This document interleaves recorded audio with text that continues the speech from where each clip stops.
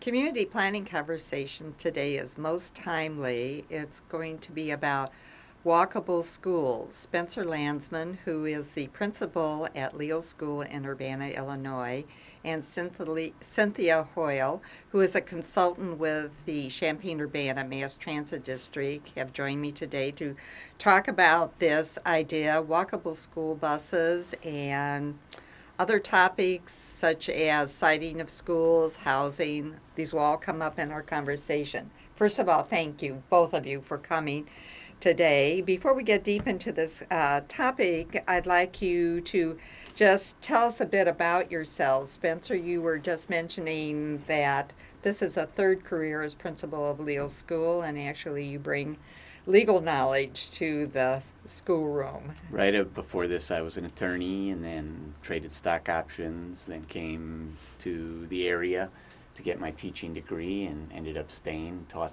over in Champaign, and now I'm an administrator over in Urbana. So And are you a Chicagoan or? I grew up in Evanston, Illinois. And went to school In Evanston. at Northwest? Evanston Township High School. Eh, I then went oh. south for college. I went to Tulane in New Orleans. Oh, yes. And, Oh, which is so you another are very feeling. walkable city. Yes. We did a lot of walking there. It so. was a walkable city until It the was a walkable tragedy city, it's true. of a year ago, and, That's and, true. and we could talk about that for hours.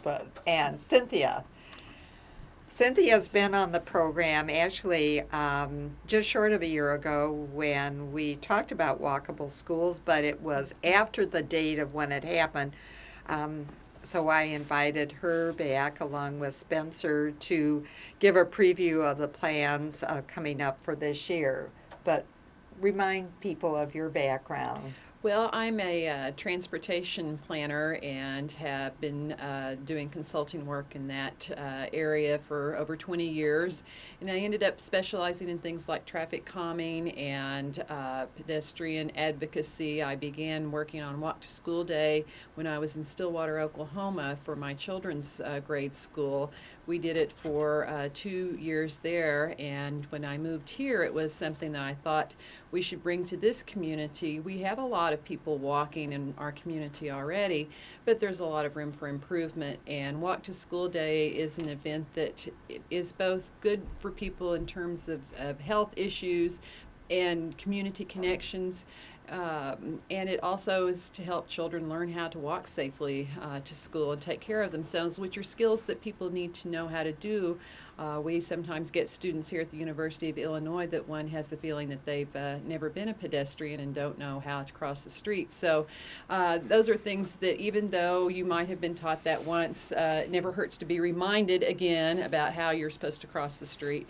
And all of us are guilty of not paying attention sometimes. So. Taking the shortcut. Yes.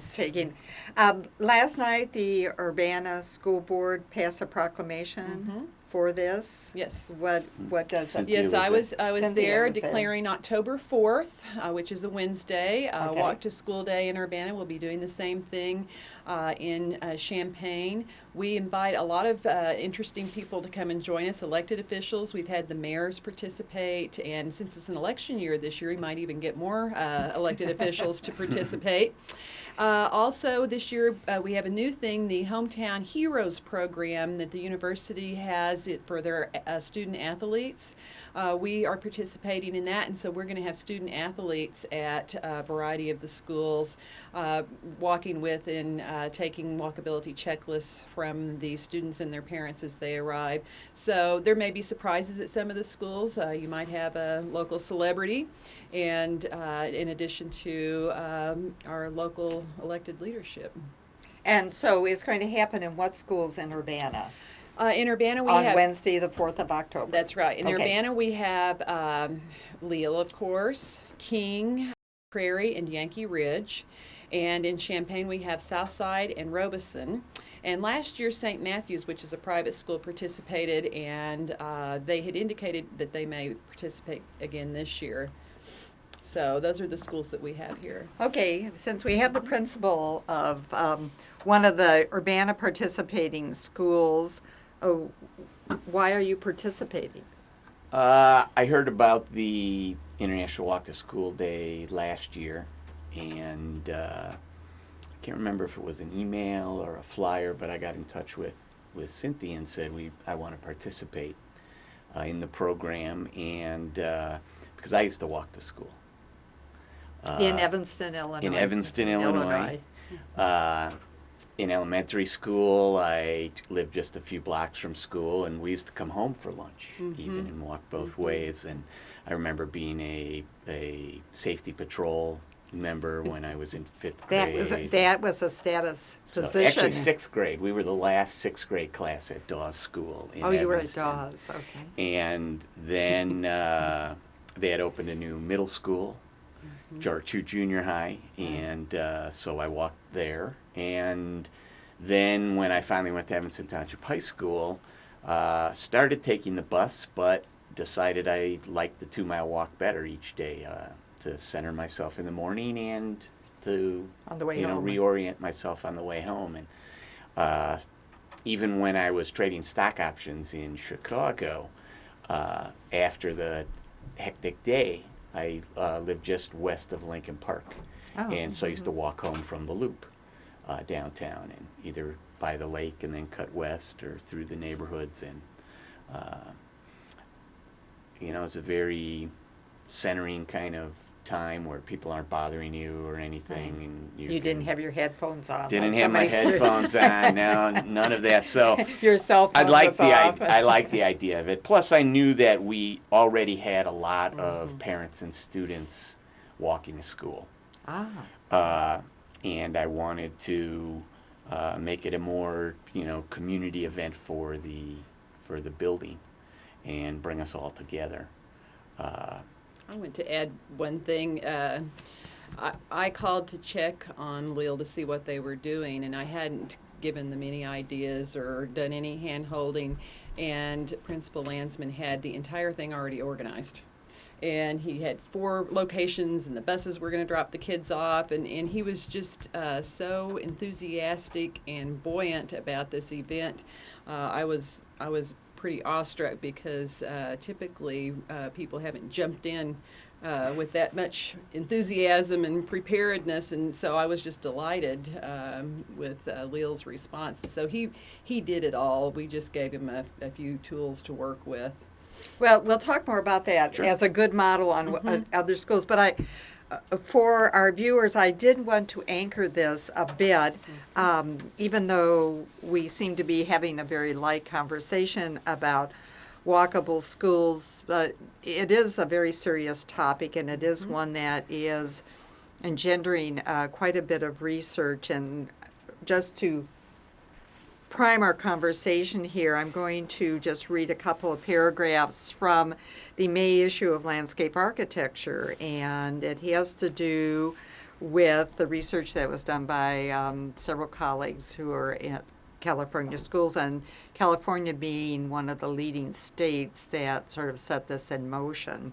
And providing students with safe walking and bicycling routes to school seems to increase the exercise they receive on the way there, according to the researchers. Routes to school programs. This is important because, as reported in the 2001 National Household Travel Survey, fewer than 16% of the students aged 5 to 15 walk or bicycle to school now, compared to 48% of the students 3 decades ago. So the obvious question that comes out of that very brief paragraph, leading paragraph of the article, is what has happened? Why is there this huge change? And after we identify what's happened, how can we start turning this around with, such as walk to school, but it's only one day? Well, Principal Landsman indicated that he has a lot of walkers for his school already. And his school is in a traditional neighborhood. It has the grid system with sidewalks on all of the streets. One thing that happened is that in the 1960s, we arrived at the conclusion that people weren't going to walk anymore, and a lot of neighborhoods, even in the core of Champaign, were built without sidewalks. Okay. And so children going back and forth to school were in the streets, and there were concerns about safety in those situations. So the pathways to school that used to exist, direct routes for us with our grid system have not been as readily available. The other thing that has happened is distances have increased with the way that we've developed communities with separation of land uses by putting neighborhoods quite a ways out from where existing schools are. And when I was in planning school, even in the early 80s, we still designed neighborhoods around a central neighborhood school. Mm-hmm. And that development pattern has sort of dispersed, and so schools started doing more busing, and parents started doing more driving. And then you layer on top of that, I think that we sometimes have fears that are not really based in reality because of media perceptions. For example, parents have told me they're afraid their child will be abducted, and I said, well, you do realize, of course, that the abduction rate by strangers is lower now than when we were children and we walked to school. So, we have to think about those things too, that sometimes letting our children participate in activities, there may be anxiety that you feel, but if you've prepared them and you've established that it's safe and they have other children to walk with, or whatever definition is good for you, that they're going to be fine walking to school. And there are other things that have gone on. The increase in obesity and diabetes in our children, and the fact that less than 60% of the kids, I think, get the recommended amount of physical activity every day. And walking to school would be a built-in way to provide that exercise without having to sign up for a gym or take them out and run them around the block. They could just have it be part of their lifestyle, which I think is the way a lot of people would like to have their exercise as part of what they do every day instead of a specialized activity.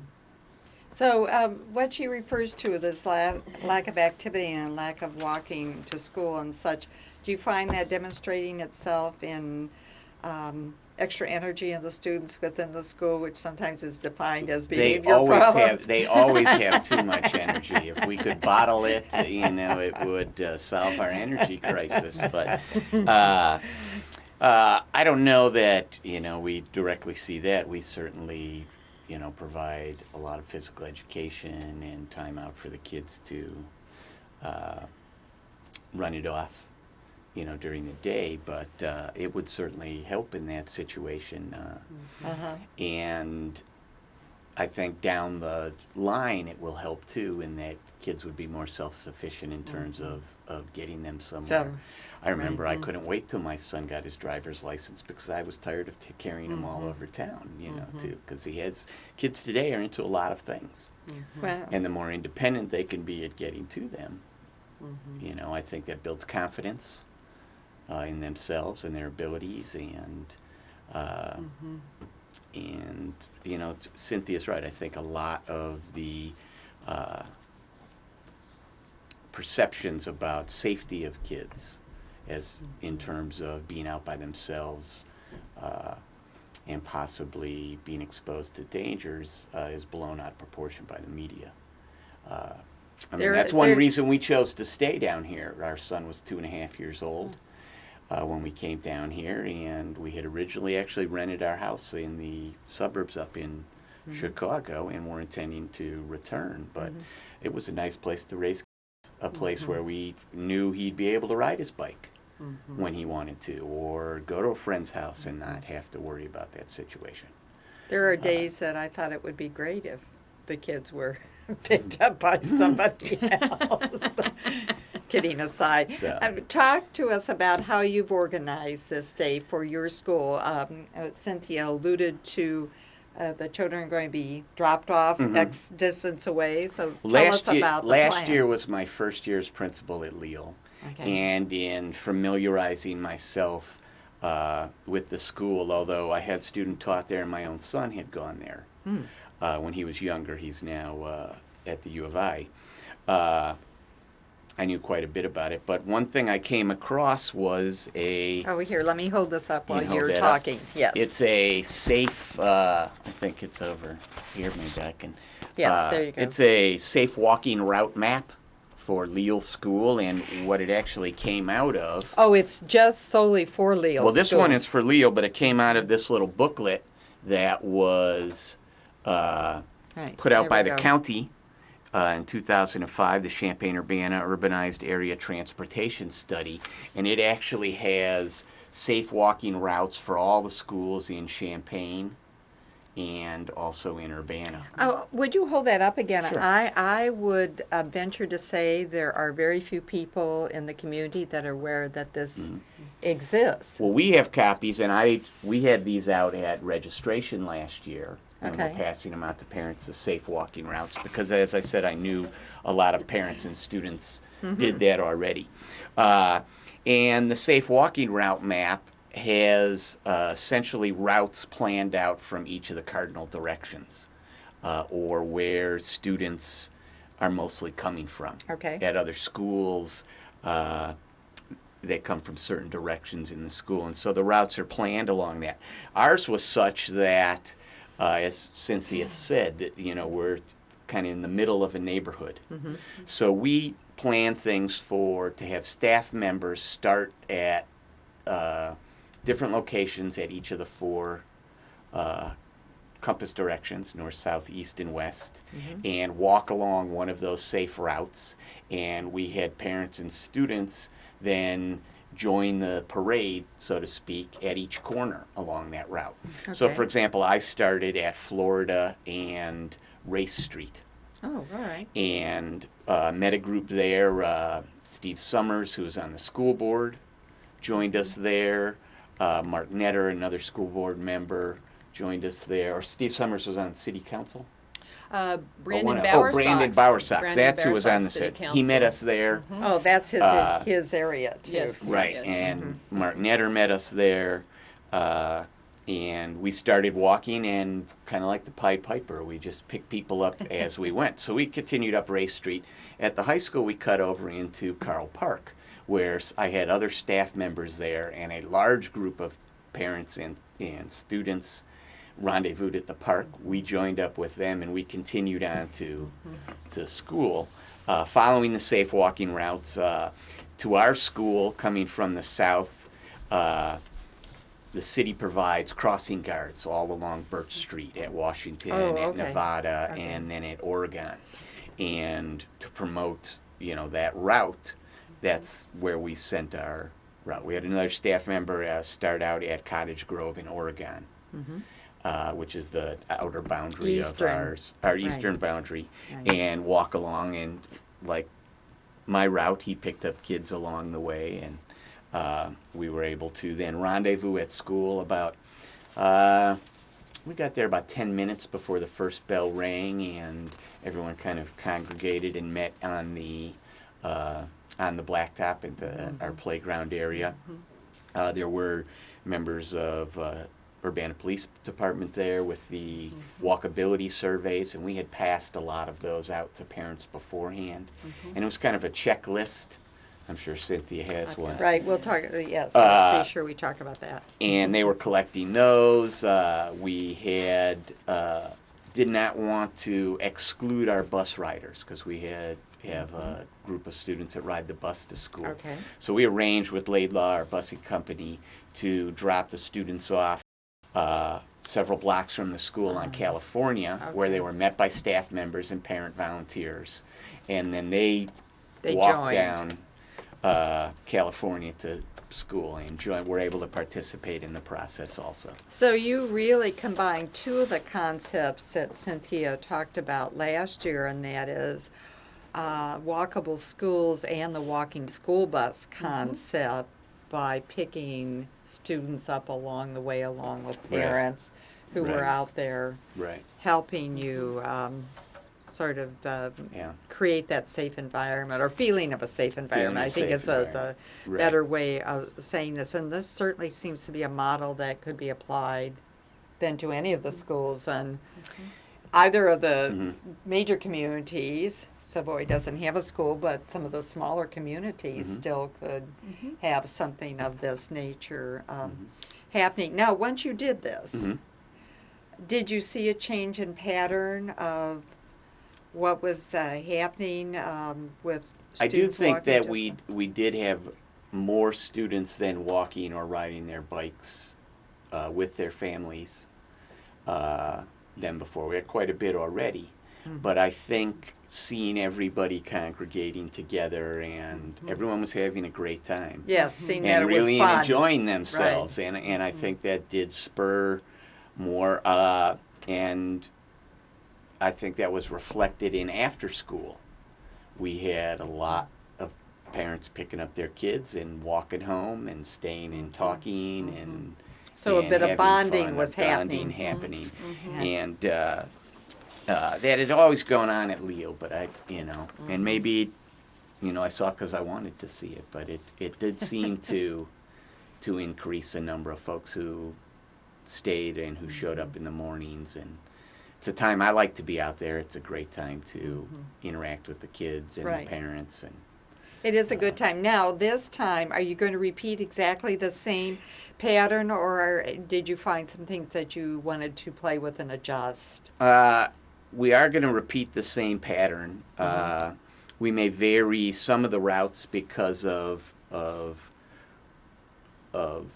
where we currently have students. Changing demographics. Changing demographics. Okay. In that we are still going to involve our bus students in the Okay. process, but we'll basically follow that the same pattern as we did before, and use the fact that we did it last year and Right. people had such a good time to hopefully leverage that into even greater participation. I was this going year. to ask that question if the students who now have that historic memory are talking about this coming up, or maybe you haven't announced it quite we yet in the haven't, school.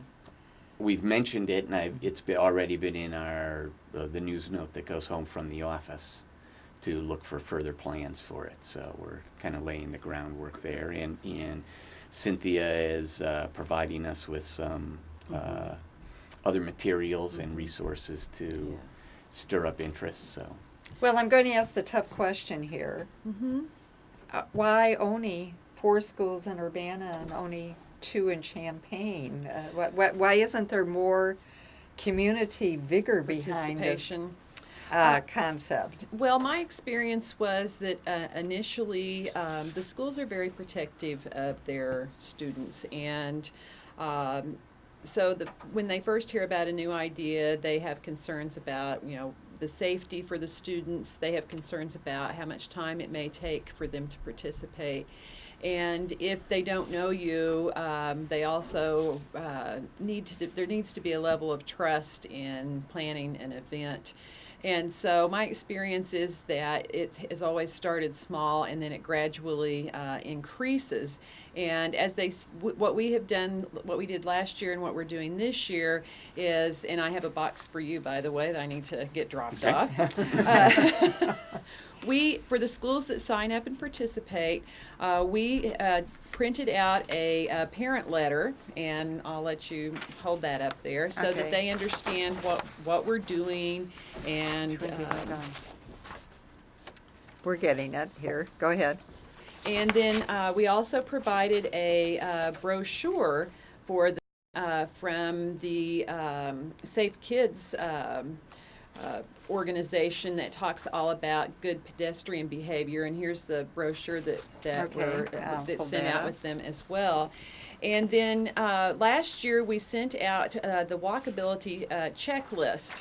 And I'll give you a copy. You can hold that up here. And it's for the parents and the students to go through along their walk to school or to the bus Okay, stop. this is what you were referring Yes, to. and All right. it asked them to identify any problems that they may encounter. No crosswalk, cracks in the sidewalk. Are there branches hanging down over? Is there a mean dog?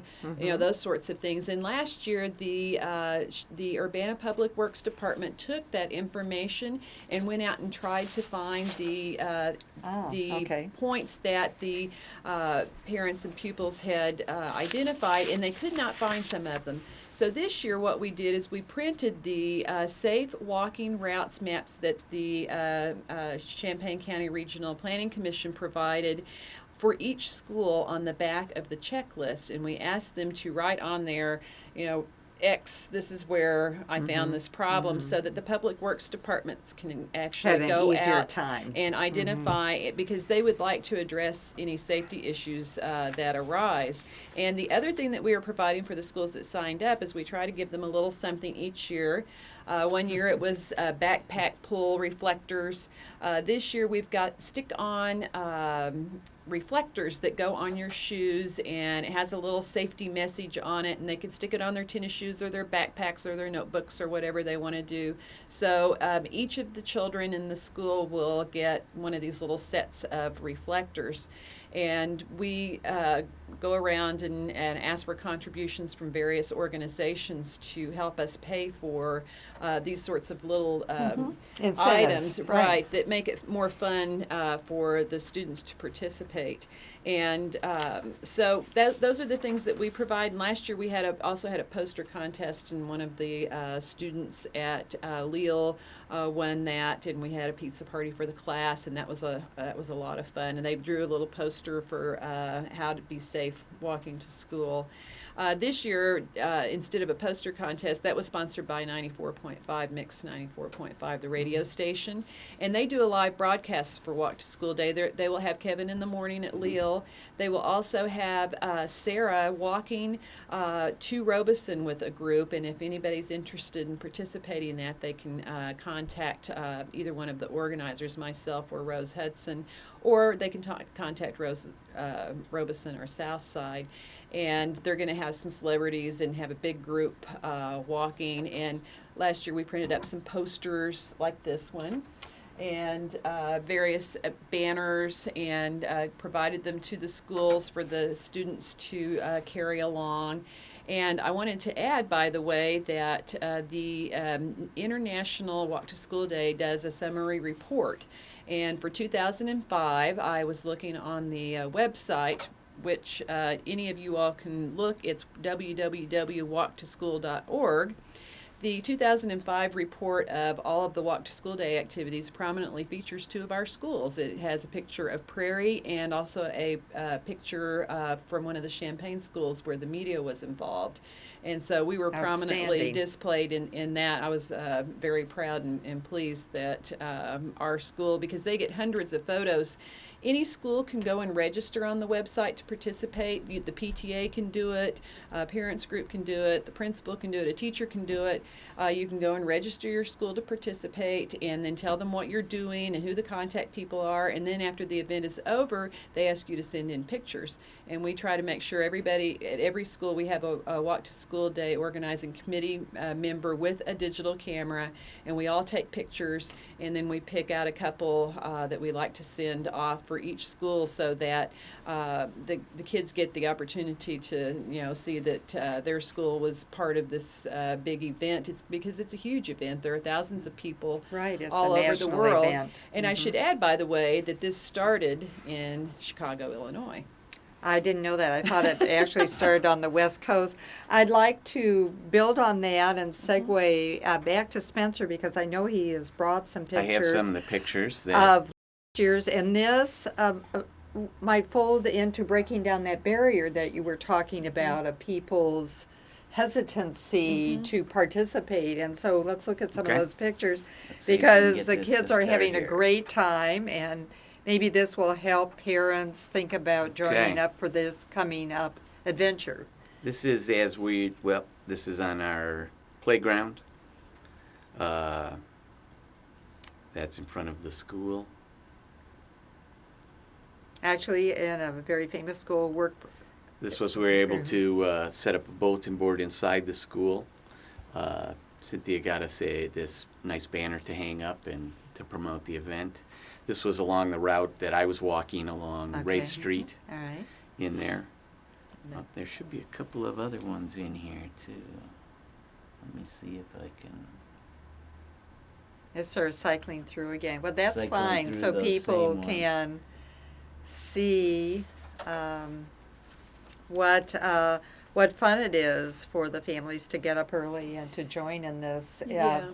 In this walk, and it certainly is one of the ways that we can get over the hump of where schools are being placed presently, making it so difficult for students to just walk to school. One of the things I would like to mention is that they say that as much as 26% of morning traffic congestion is a result of children being driven to school. And this is a big problem around all of our schools, people lining up to drop off and pick up children.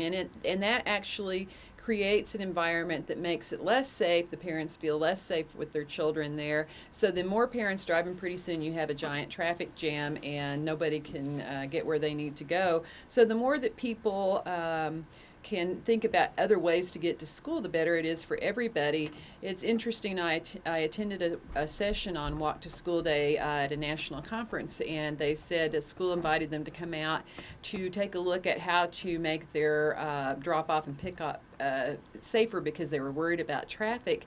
And the researchers who were involved came back to them and said, actually, the most dangerous thing about your drop-off and pickup is that you have a canopy there for the children to stay out of the rain, and it's trapping all of the exhaust fumes from the vehicles, and the children are being exposed to unacceptably high levels of bad gases and fumes from the vehicles. So, those are things that we don't stop and think about, is that, there are things that come as a result of everyone driving that are unhealthy, in addition to not getting exercise. It is, and since we have somebody here as a principal of a school, let me run this past you for some input. Scott Anderson joined me for our conversation some time ago, and to remind our viewers, it was at a point when Scott had just stepped down from his long term as being president of the school board for Champaign, Illinois. And I posed the question to him about the placement of high school and the way he conceptualized the placement of a replacement high school for Central High, because it was viewed as very landlocked. Where it's located was to put it out on the edge of the community, and then everything could be together. I understand that thinking of convenience. However, you're countering some of these issues. So how do we present this to a community to sort of break down that way of thinking about where we put schools and kind of refresh that concept of them being sort of in the hub of the community, so everybody has an equal distance to get to it. I'll Well, defer to the planner. Well, no, actually, I'd like to hear from the educator too, because you Yes. have many issues that Right. then come into play, because you have some economic issues that come into. well, two things happen when schools are located out on the periphery. One is that nobody can get to school without driving a vehicle. So the school district is placed in the position of having to pay for the costs of transporting the children, which is a cost that is escalating as the cost of fuel goes up. The huge increase in the cost of fuel this last year created a lot of problems for school budgets. They simply did not have the money to manage the big difference in the cost of gasoline from what they had estimated. And as it continues to increase, schools are more and more going to find themselves having to sacrifice education for transportation, and that I don't think most of the parents really want that sacrifice to be made. Education is what we are paying for. So you have to think about where you're locating a school in terms of the long-term cost to the school, not just the fact that the land might be cheaper initially. You have to think about how much is it going to cost to transport children. In addition to that, then you've got the issue of parking. And I don't know whether all of the viewers have had the experience of being around a parking lot full of high school kids leaving school, but it is not a safe situation. And having more and more teenagers driving to school does not enhance their safety. The least safe way for children to get to school is to be driven particularly by a teenage driver. That is the least safe way. You are much more likely to be hurt in an accident by arriving at school in a car driven by a teenager Who's on a cell phone these days. Right, and so even though Illinois has a nice, graduated program for driver's license, if you put a school out where they all have to drive, they don't want to ride the bus when they're in high school anymore. And so if you don't set up a school so that people can at least get there with a bike path or a trail, there are ways in some of the newer subdivisions for them to hook into a variety of neighborhoods, mid-block crosswalks through the neighborhood to reduce the walking and biking distances so that people can get there without having to be driven. And how can we make that economic argument then, that these funds that need to be diverted to pay for transportation might have a much more effective usage on the educational side of the budget ledger? Well, I mean, money we don't have to spend on those transportation costs can go right into the classroom, and money that is needed for those transportation costs are diverted from the classroom, and they take resources out of the place where they do have the greatest impact on student learning and student achievement.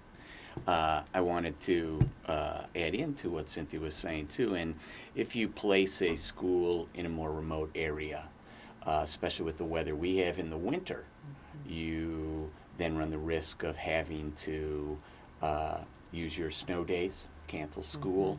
My wife works in some schools in Vermilion County, and they're closed much more frequently than we are, just because they can't get their students to school and back safely. They close earlier many more days because they don't want to take the risk of not being able to get the students home. And in fact, that's a complaint my children have. We never we get never out for get snow out. days. So I'm a fisherman, so I would rather end earlier in the spring than save those good fishing days and go to school in the snow. But And actually, but those are added costs too. Yes, I was going to say, if you don't have X amount of hours in your day, you lose your state Correct. funding. And then so you're running further into Right. into June. The Right. weather's hotter. If you air condition Right. the building, you have increased costs there. So that does that. I think another thing too is there often seems to be, especially in city cores, plenty of money and plenty of space for commercial redevelopment. But if we saw a school as being a factor in that redevelopment, and it could be a energizing influence in that redevelopment, you could find the space in a city core, for a school. Yes, Central is landlocked currently, but I think with enough creative thinking, I mean, it was placed there originally for a reason, Right. so that people could get to it easily. Urbana High School is centrally located for our town. Now, fortunately, there's enough space. I know the district has been buying property around it too, when it becomes available, to kind of combat that, that landlocked status.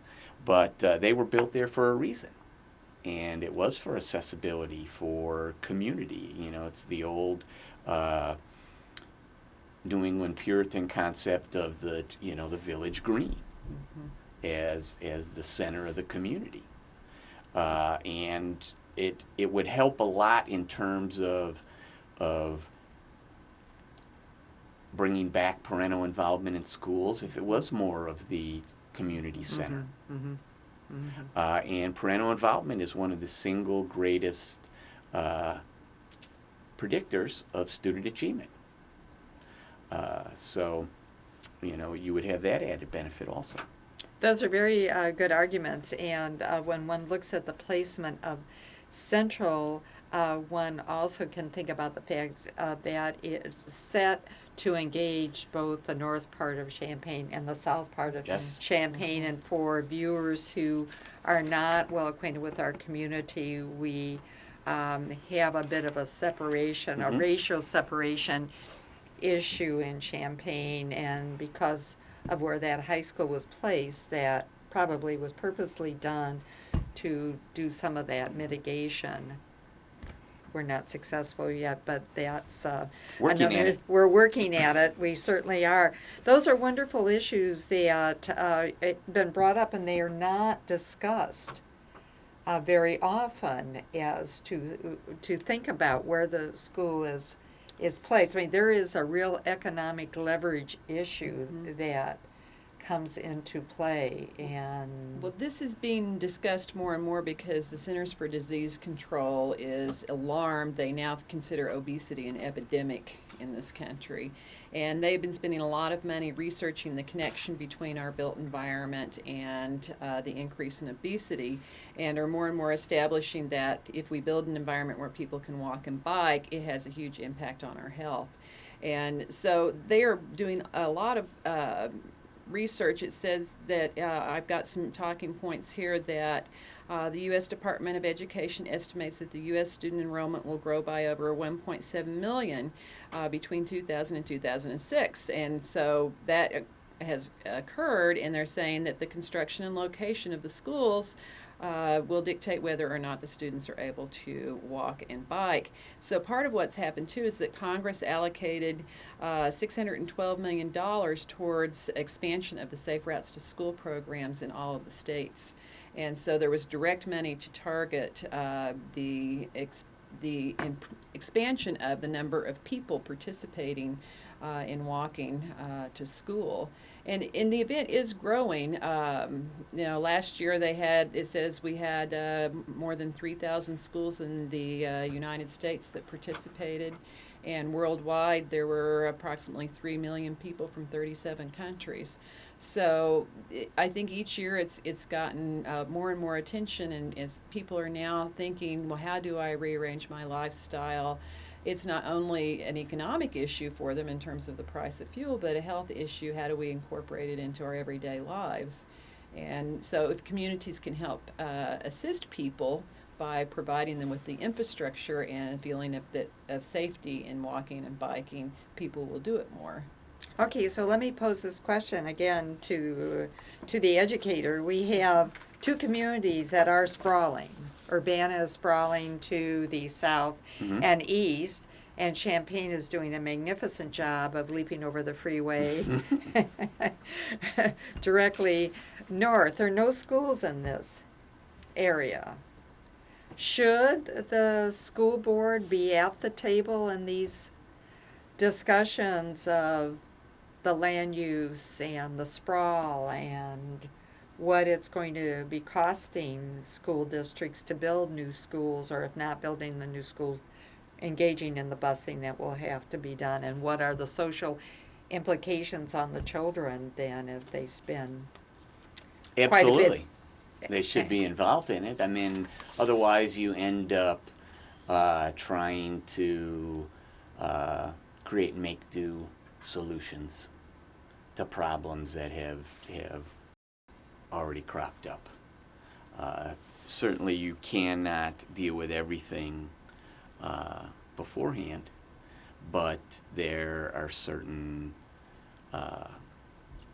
issues that are important to schools that need to be involved in the planning process, and the Champaign School Board wouldn't be in the situation it is now trying to locate a school if there was greater involvement in the planning process.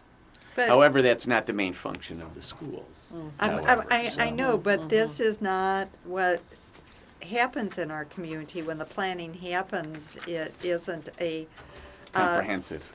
and comprehensive from the sense of engaging the school board and the park district and public works, any of those um, public service, the electricity, all of this stretches and comes then in our tax bill because it's going to cost more to take care of these sprawls, build a new schools, or in the case of the high schools put on the edge of the community, we know that once a school gets placed, then houses come around. So this will be more sprawl. It will be the impetus to more sprawl, would be the way to say that. So how do we engage the school districts in these conversations? Well, I know in Urbana the community made extremely clear that they wanted to maintain their neighborhood schools, and I remember the superintendent being quoted in the newspaper, in fact, at one point, that if he suggested closing down one of our schools in the core, that he would be fired. And so, the community has made its opinion clear on this. And the school bond issue that failed in Champaign, there were a number of people who were concerned about the locations that were identified being too far out as one of the reasons that they were opposed to it. And I know that the Champaign School Board is now engaged in trying to have a dialogue with the community about what they do want. Urbana has had Preston Williams. He's been very involved in our county visioning process. Who is Preston Williams? He will be the new superintendent of the Uh-huh. Urbana School District when the current superintendent retires. He's been very involved in the county visioning process of Big Small All. They have involved students, and we've tried to pull high school kids in from all over the county. And the students told us that their primary concern, the thing they most wanted, was to be able to get together. They, especially when they're out in the smaller towns and villages, that they're stuck because they can't get to the next village or to Champaign or Urbana. And what they most wanted was a transportation system to get them around, and they proposed things like a countywide dance for high school students. The kids really were asking to us as adults to help create a sense of community for them and the infrastructure for them to pursue that. So I think when our young people take the time to give us those messages, we need to give that some thought and consideration in all of our public bodies, not just school boards, but in our city councils and park districts.